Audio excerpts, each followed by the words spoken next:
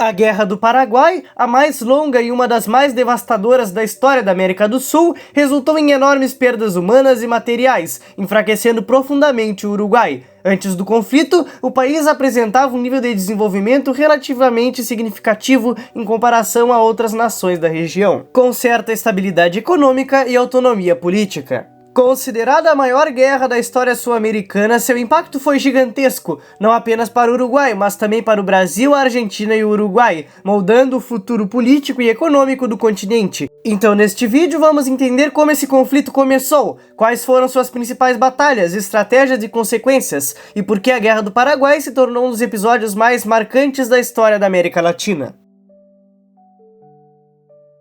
Os combates ocorreram na segunda metade da década de 1860 e envolveram as Forças Armadas do Brasil, Argentina, Uruguai e Paraguai. Desde o período colonial, a região da Bacia do Prata, que abrange as áreas entre os países e é formado pelo rio Paraná, Paraguai e Uruguai, foi uma das áreas mais estratégicas e disputadas por interesses políticos e econômicos. No século XIX, a navegação marítima e fluvial predominava sobre os demais meios de transporte. Com a implementação da navegação a vapor, a região se tornava mais importante, intensificando-se o movimento comercial nos rios Paraná, Paraguai e Uruguai, e no estuário do Prata. Daí a importância da Bacia Platina. Dela dependia o comércio da Argentina, Uruguai, Rio Grande do Sul, Santa Catarina, Paraná e principalmente do Paraguai e do Mato Grosso, que não dispunham de outro meio para alcançar o oceano. Além disso, também escoava a prata do Peru e Bolívia. O primeiro governante do Paraguai foi Gaspar Rodrigues de Francia. Ele governou de 1814 a 1840. França tentou estabelecer a livre navegação no Prata, mas comerciantes dos portos de Buenos Aires e Montevidéu cobravam taxas. Nessa época, a Argentina se recusava a reconhecer a independência do Paraguai. Os comerciantes dos portos de Buenos Aires, principal da bacia, desejavam reunificar a região platina. Restou à República Guarani adotar uma política de desenvolvimento autossustentado, ao contrário dos demais países da região. A independência dos países latino-americanos não significou isolamento econômico. Ao contrário, essas nações passaram a se integrar ao mercado internacional, principalmente como exportadoras de matérias-primas e importadoras de produtos manufaturados. O Paraguai, por sua vez, adotou um modelo econômico com maior participação do Estado e menor abertura externa em comparação a seus vizinhos. França considerava grandes proprietários e comerciantes como categorias perigosas, pois eram aliados potenciais de Buenos Aires. Durante sua gestão, o Estado atacou os privilégios das oligarquias do país. Ele confiscou terras cujo direito de posse as classes proprietárias não puderam comprovar. A Igreja Católica foi nacionalizada com o confisco de seus bens. Realizou-se a primeira grande reforma agrária da América do Sul. Metade das terras foi arrendada a camponeses e indígenas, que receberam implementos agrícolas, sementes e gado. Em 1840, o Paraguai possuía níveis de alfabetização mais elevados que muitos países na América Latina. Seu desenvolvimento agrícola permitia produzir grande parte do necessário, e sua atividade manufatureira fornecia ferramentas, armas e utensílios básicos. O sucessor de José Gaspar Rodrigues de Francia, Carlos Antônio Lopes, que permaneceu no poder até 1862,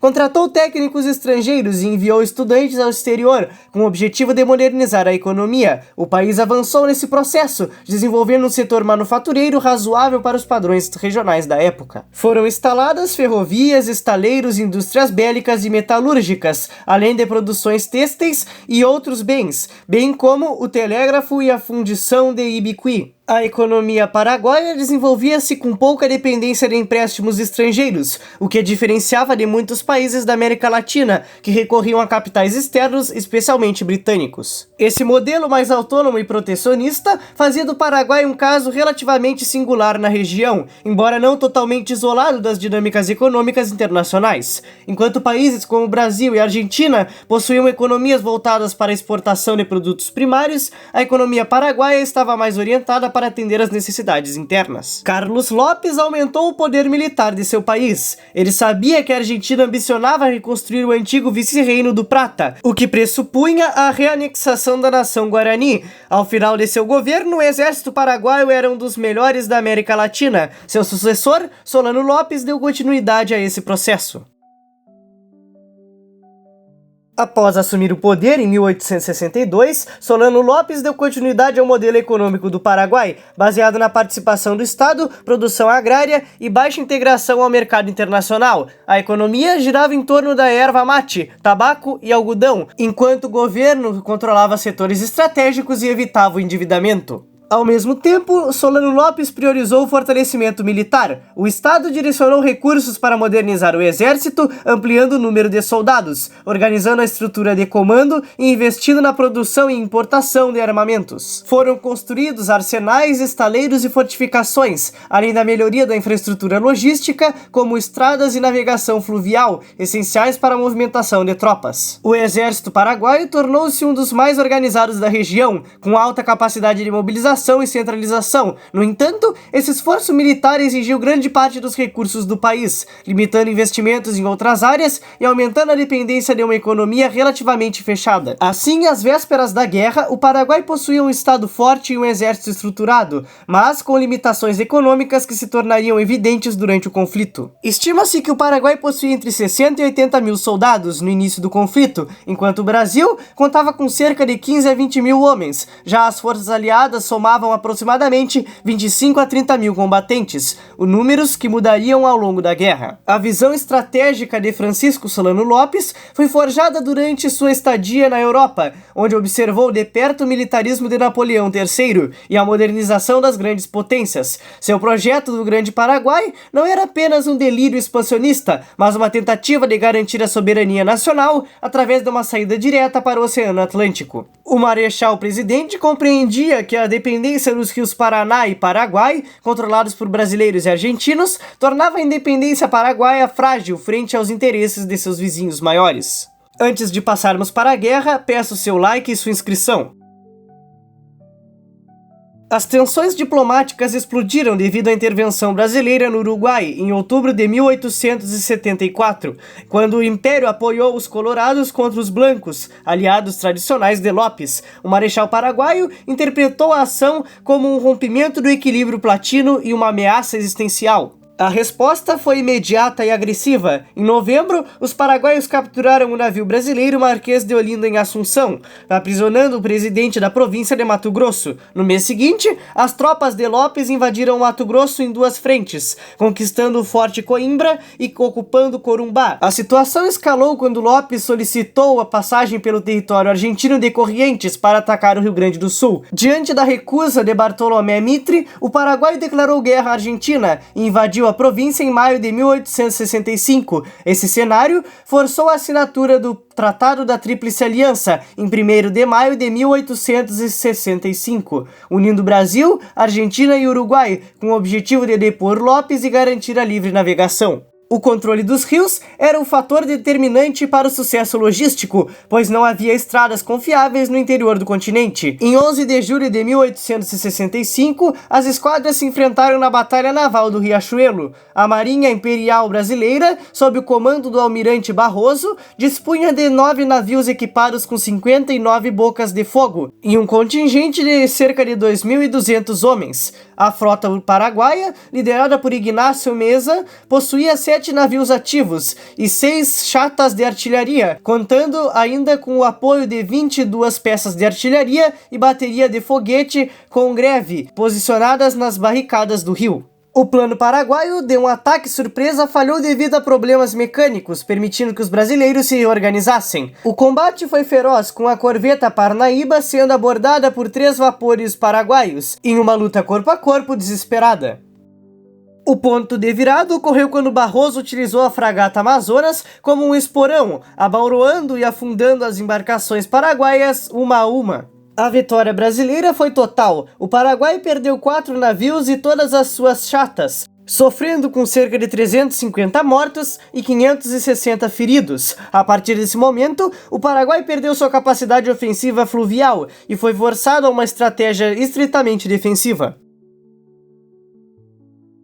A estratégia defensiva de Lopes centrou-se no complexo fortificado de Humaitá, que era uma barreira quase inexpugnável, situada em uma curva acentuada do rio Paraguai, conhecida como a Sevastopol das Américas. A fortaleza possuía baterias de artilharia pesada que dominavam o canal navegável, estreitando apenas 200 metros de largura. O sistema defensivo incluía correntes de ferro que atravessavam o rio para deter navios sob fogo de quase 200 canhões. Por terra, Humaitá era protegida por 300 quilômetros de trincheiras e um terreno pantanoso conhecido como Carriçal, que dificultava qualquer avanço da infantaria aliada. Os aliados tentaram um ataque frontal que resultou na catastrófica Batalha de Curupaiti. Em 22 de setembro de 1866, 20 mil soldados da Tríplice Aliança marcharam contra as defesas paraguaias sob o som de bandas de música, sendo massacrados pela artilharia de Lopes. O bombardeio naval brasileiro foi ineficaz devido à elevação do forte. Além disso, as tropas aliadas ficaram presas em pântanos e valas. O saldo foi de 4 mil baixas aliadas, contra apenas 250 perdas paraguaias, o que paralisou a guerra por quase um ano e levou a uma crise de comando. Antes de Curupaiti, em 24 de maio de 1866, ocorreu a Batalha de Tuiuti, o maior conflito terrestre da história na América Latina. Lopes mobilizou 24 mil soldados veteranos para um ataque surpresa contra o acampamento aliado, que combinava aproximadamente 35 mil soldados da Aliança, sendo 21 mil brasileiros.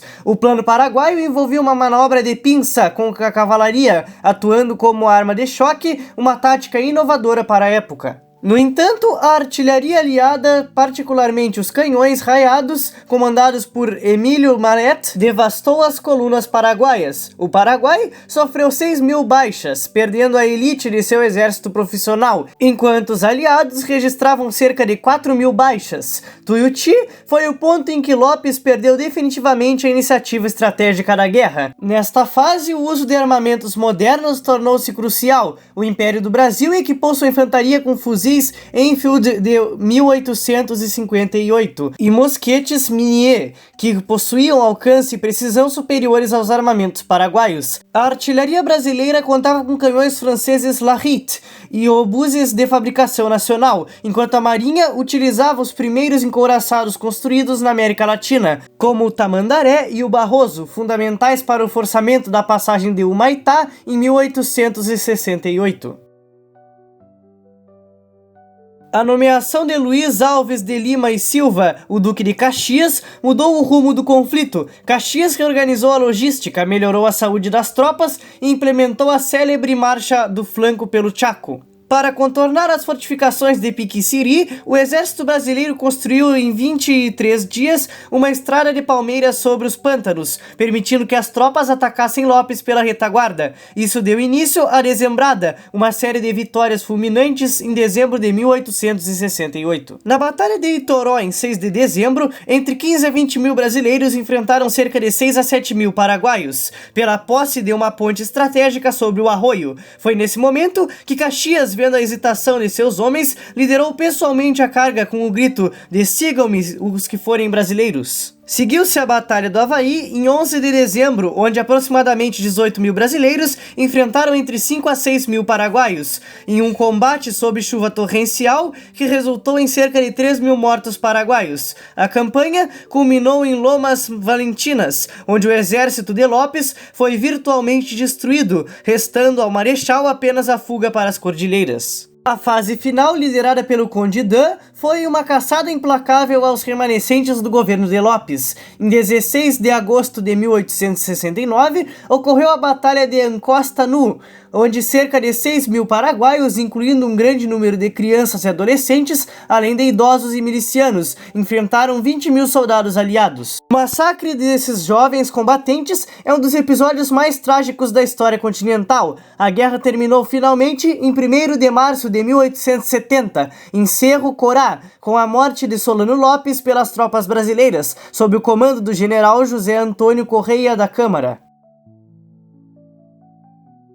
O Paraguai sofreu um colapso demográfico sem precedentes em sua história. Estima-se que o país tenha perdido cerca de 50 a 60% de sua população total. A guerra provocou uma enorme desproporção entre homens e mulheres, com grande parte da população masculina sendo morta, deixando um país marcado por viúvas e órfãos. A população, que antes do conflito girava em torno de 400 mil a 500 mil pessoas, foi drasticamente reduzida ao final da guerra. O Império Brasileiro mobilizou cerca de 150 mil homens e registrou aproximadamente 50 mil mortos, muitos deles vítimas de doenças como a cólera. A Argentina e o Uruguai também sofreram perdas significativas, resultando em um saldo humano devastador para toda a região. Para o Paraguai, a guerra significou a destruição quase completa de seu modelo econômico. A produção agrícola e extrativa, incluindo a erva mate, base de sua economia, entrou em colapso durante o conflito. O país emergiu com a infraestrutura devastada